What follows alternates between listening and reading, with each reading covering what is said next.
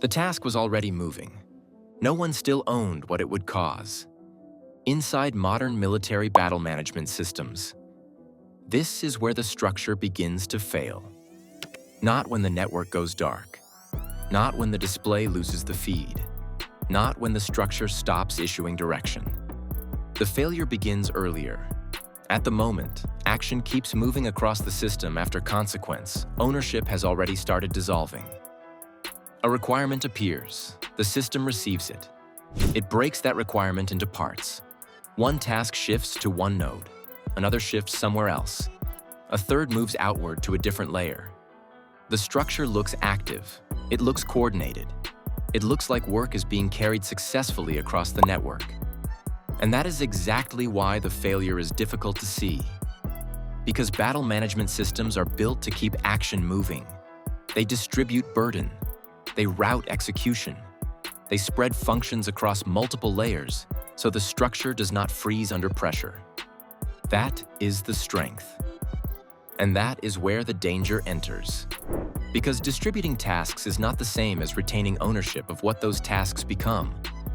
A system can still appear organized while responsibility is already thinning out inside it. One layer passes a requirement. Another interprets it. Another turns it into action. Another assumes someone else still holds ownership over the outcome. And the moment that assumption spreads, the structure begins losing the center that could still pull consequence back under control. Because task movement creates momentum. And momentum protects itself. Once action is already moving outward, the system begins treating continuation as normal. Not because anyone explicitly decided to surrender ownership, but because no single layer now feels fully responsible for stopping what the structure has already started distributing. The routes remain active. Assignments continue propagating, but the governing center is already weakening. And once battle management loses a center that still owns the result, execution does not stop. It continues without anyone strong enough to reclaim it. That is the opening failure, not inactivity, not paralysis, movement without ownership. Because battle management does not operate as one act. It operates as organized distribution. Track this, relay that, position here, support there. What began as one problem becomes a network of assigned responses. That expansion is necessary. A battle management system that tries to hold every task at the center too long will overload key decision points and lose control another way. So the structure is built to divide action.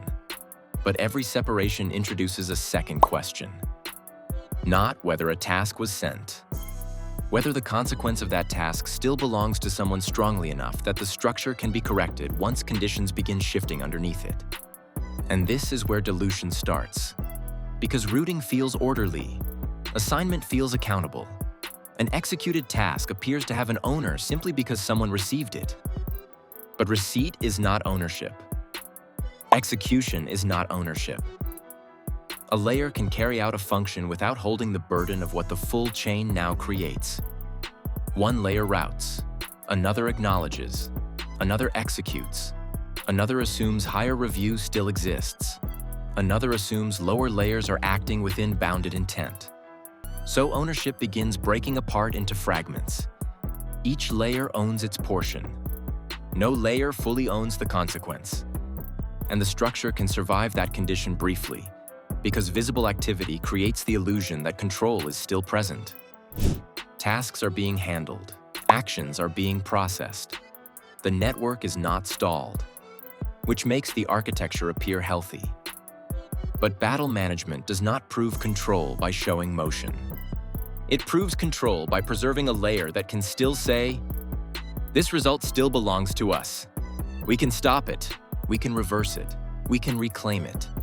And once that capability weakens, distribution stops being a strength and starts becoming a transfer mechanism for unmanaged consequence. Because the more tasks spread, the easier it becomes for every layer to believe the institution as a whole still owns what no layer individually retains. That belief is fatal. It allows the network to keep functioning while the center of responsibility quietly disappears. And when the center disappears inside battle management, The system does not immediately look broken. It looks efficient. That is what makes it dangerous. So the failure hardens the moment distributed execution starts generating real effects that must still belong to someone. A task moves outward. It is accepted. It is translated into a narrower function. That function triggers another support requirement. A status change appears. A dependent layer adjusts around it. Another task is generated in response. Now the system is no longer sending one instruction. It is producing a chain, and chains are where ownership becomes hardest to preserve, because each step looks reasonable from where it occurs. Each node sees the piece in front of it. Each layer can explain what it did and why it did it. But battle management failure is not created by irrational pieces. It is created by rational fragments that no longer report back into a center strong enough to own the whole. So execution widens. One routed requirement becomes several synchronized actions. Several synchronized actions create downstream dependence. Those dependent layers begin orienting toward continuity. Now stopping one task is no longer just stopping one task. It means interrupting other layers already aligned around its presence. That raises friction, and friction protects continuation. One layer assumes review remains above. One layer assumes intent remains valid below. One layer assumes the originating logic is still being watched. One layer assumes that if anything were seriously wrong, someone closer to the center would intervene. But the center is no longer functioning as an owner. It is functioning as a reference point. It still exists visually. It may still receive updates. It may still appear to govern the architecture. But receiving awareness is not the same as retaining control of consequence.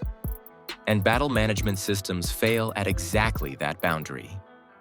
When the center remains present enough to reassure the structure, but not strong enough to reassert meaningful ownership over what distributed execution is already producing. Now the network becomes self-protective. Acknowledgements create procedural legitimacy. Completion markers create momentum. The architecture starts defending the chain because the chain is now the most visible proof that the system is still working. So a dangerous inversion takes hold. The more widely the task has been distributed, the harder it becomes to reclaim. The more the network adapts around the task, the more interruption begins to look like disruption rather than responsibility. That is how outcome ownership disappears without anyone explicitly surrendering it. It is thinned across so many functioning layers that no one can fully gather it back once consequence starts hardening in motion. And once that happens, the damage is not limited to one mistaken action. The deeper consequence is that the structure loses the ability to determine where correction should actually begin. Because consequence ownership is what tells a system who must absorb the burden of stopping momentum. Without that, everyone can see the chain. No one can fully reclaim it. One node can slow, another can question, another can flag uncertainty. But none of those acts restore ownership if the architecture no longer knows which layer has the legitimate burden of outcome control. So the system enters a condition more dangerous than simple confusion. It enters distributed irresponsibility under active execution. The network is still functioning. The displays still populate. The statuses still update. Tasks continue resolving across the architecture. But the burden of result has become structurally homeless. And once consequence becomes homeless inside battle management, every correction arrives weaker than the momentum it is trying to stop. Because momentum now has infrastructure behind it. The chain has participants. It has dependencies. It has procedural traces that make its existence appear valid simply because so many layers have already touched it. Correction, by contrast, has to do something much harder. It has to interrupt not just an action, but a whole distributed agreement that nobody consciously wrote and everybody is now partially sustaining. That is why outcome ownership matters so much. It is what allows the center to overrule distributed momentum before the system starts mistaking propagation for legitimacy. And when that force is gone, battle management stops being a governing architecture. It becomes an execution architecture that can no longer fully govern itself. This is why battle management systems do not fail only when routing breaks. They fail when routing succeeds after ownership has already dissolved. That is the doctrine-level danger. Because battle management is supposed to do two things at once. It must distribute action across the network, and it must preserve a governing center that still owns what distributed action is allowed to become. Those are not separate requirements. They are the same requirement viewed from two sides. Distribution without retained ownership is not mature battle management. It is merely scalable execution. So the doctrine is not, keep tasks moving at all costs. It is not, maximize participation across layers. It is not, prove that the network can remain active under pressure. The doctrine is harsher than that. Distribute only as far as ownership can still be preserved.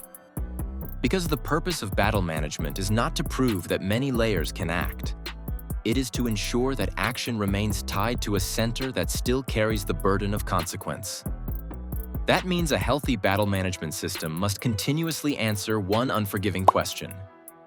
Who still owns the outcome strongly enough to stop this chain if reality begins moving against us? If that answer becomes vague, the structure is already entering danger. If that answer becomes distributed beyond recovery, the system is already failing.